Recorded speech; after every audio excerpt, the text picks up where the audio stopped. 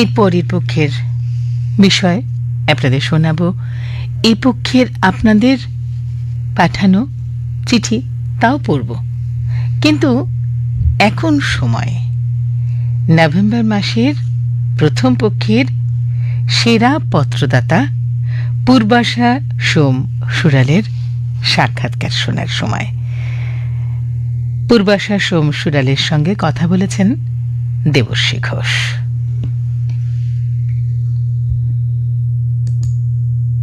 November মাসের প্রথম পক্ষে প্রাত্যহিকীর বিষয় ছিল যা হারিয়ে যায়।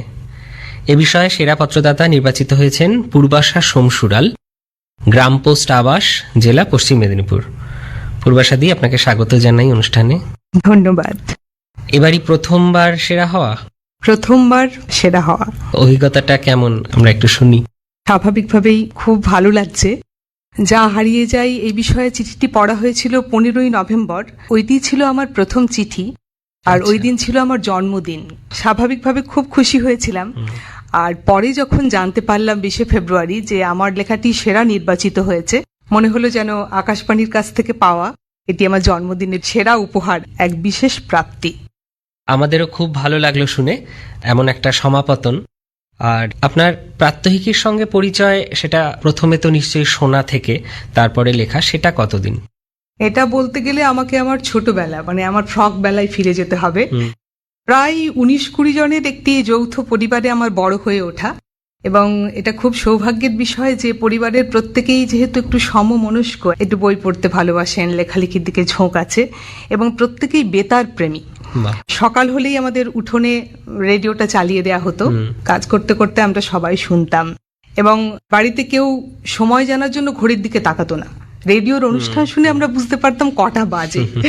সেই ছোটবেলা থেকে এইভাবেই আজ অব্দি রেডিওর হাত ধরে কম বেশি এইভাবেই পথ চলা শুরু।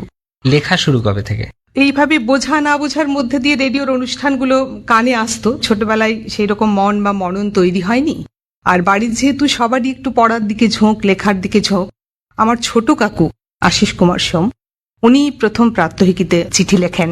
এবং তখন কিন্তু একটাই বিষয় থাকতো সারা মাসের জন্য, এবং আমরা খুব উদ্গ্রীব হয়ে অপেক্ষা করতাম কবে ছোট কাকুর চিঠি পড়া হবে। এবং যখন পড়া হতো আমরা সকলে বেশ উৎসুক হয়ে রেডিও ঘিরে বসতাম। এবং সেখানেই শেষ নয়, পড়ার পর বেশ কয়েকদিন পরে আবার কাকুকে অভিনন্দন জানিয়ে ইনল্যান্ড লেটার, পোস্ট কার্ডে শুভেচ্ছা বার্তা আসতো। সেইগুলো দেখে মনের অবচেতনে হয়তো এরকম একটা স্বপ্ন তখনই সঞ্চারিত হয়েছিল যে আমিও একদিন ছোট কাকুর মতো লিখবো।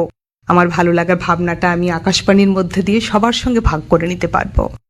আর প্রথম আমি লিখি তখন আমি কলেজে পড়ি, 97-98 সাল। বিষয়টা মনে আছে প্রথম কি বিষয়? বিষয়টা সম্ভবত সুখ নামে ওই সুখ পাখিটা। আপনার সঙ্গে আলাপচারিতায় জানলাম যে আপনি শিক্ষিকা। শিক্ষকতা জীবন কত বছর হলো?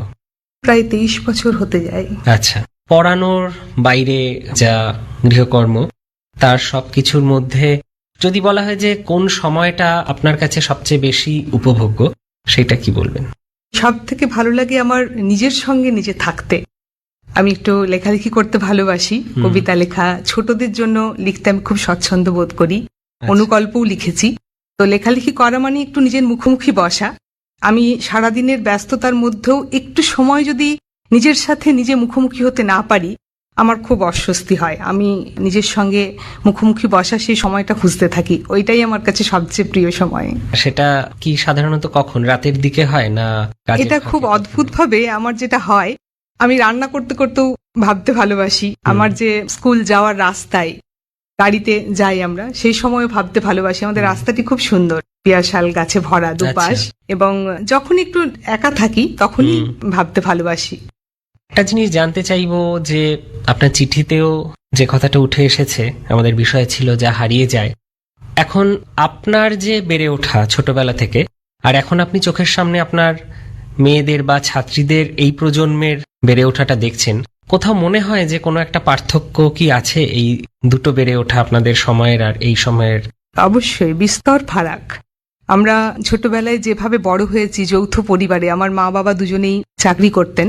আমাদের বেশিরভাগ সময়টা ঠাকুমা, দাদু, পিসি সবাইকে নিয়ে জড়িয়ে বড় হওয়া। এবং এই প্রসঙ্গে আমি একটু বলবো যে শুধু কিন্তু আমার পরিবার নয়, আমার পাড়া, আমার প্রতিবেশী, তারাও কিন্তু আগলে রাখতেন খেলার মাঠ থেকে ফিরতে দেরি হচ্ছে, খুব ভয় যে পাশের বাড়ির কাকু কিন্তু আমার ঠাকুমাকে বলে দেবেন, আমরা পেছনের দরজা দিয়ে ঢুকছি। তো এইভাবে বড় হওয়ার পর যখন আজকের প্রজন্মকে দেখি যে পিঠে একটা ভীষণ ভারী বইয়ের বোঝা, ওদের খেলার মাঠ নেই, ওদের ভাবার মতো কোনো অবকাশ নেই, শুধু দৌড়নো, একটা ইঁদুর দৌড়, তখন সত্যি খুব কষ্ট হয়।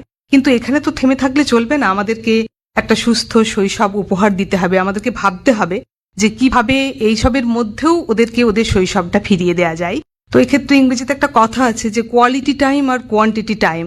আমরা যদি অনেকটা সময় ওদেরকে দিতে না পারি, অন্তত আমরা যারা বড়রা ওদের সঙ্গে একটু কোয়ালিটি টাইম স্পেন্ড করি কিছুটা, তাহলে হয়তো ওদের মনের কাছাকাছি কিছুটা পৌঁছানো যাবে।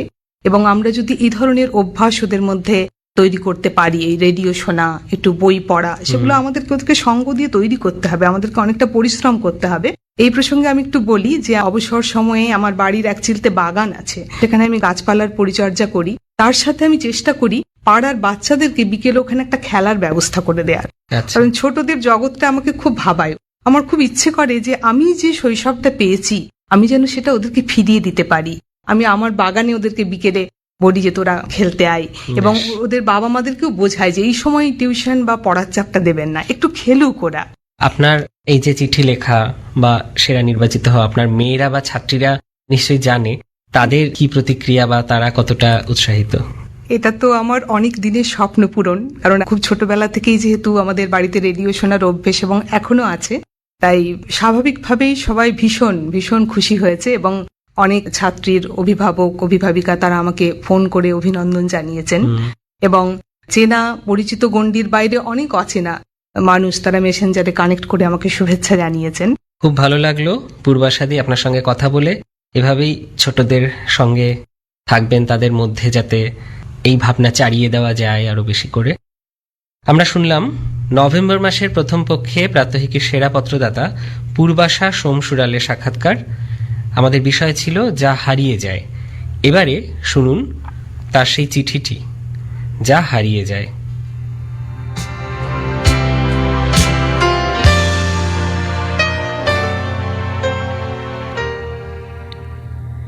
তোমার সেই গল্পটা মনে আছে প্রাত্যহিকে?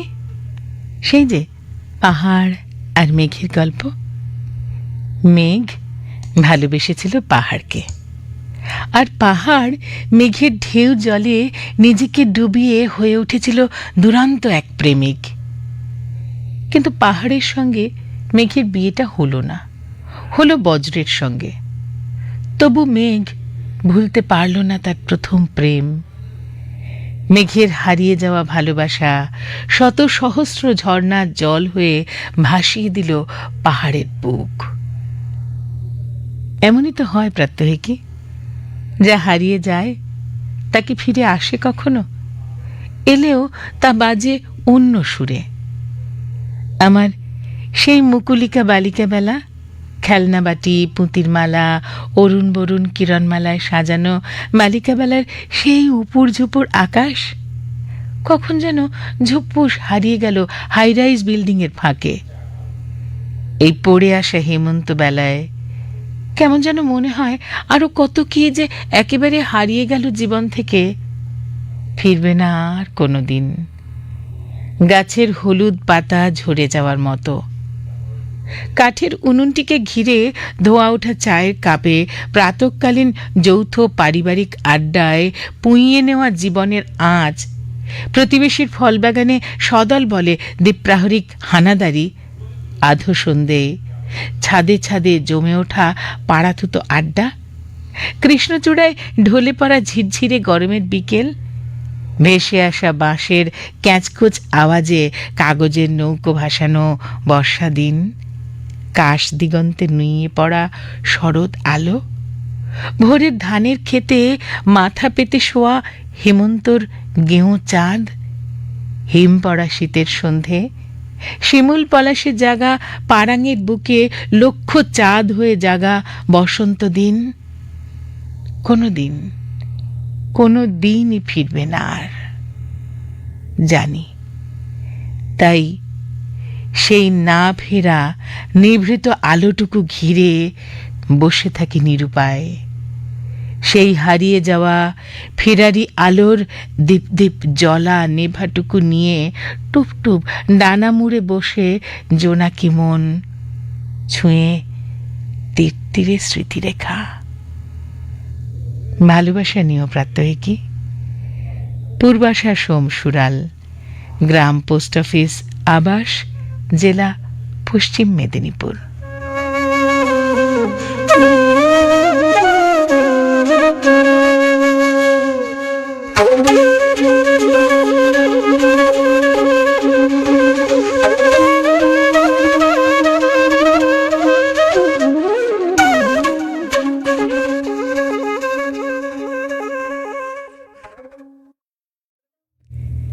শুনলেন নভেম্বর মাসের প্রথম পক্ষের সেরা পত্রদাতা পূর্বাশা সোমসুরালের সাক্ষাৎকার।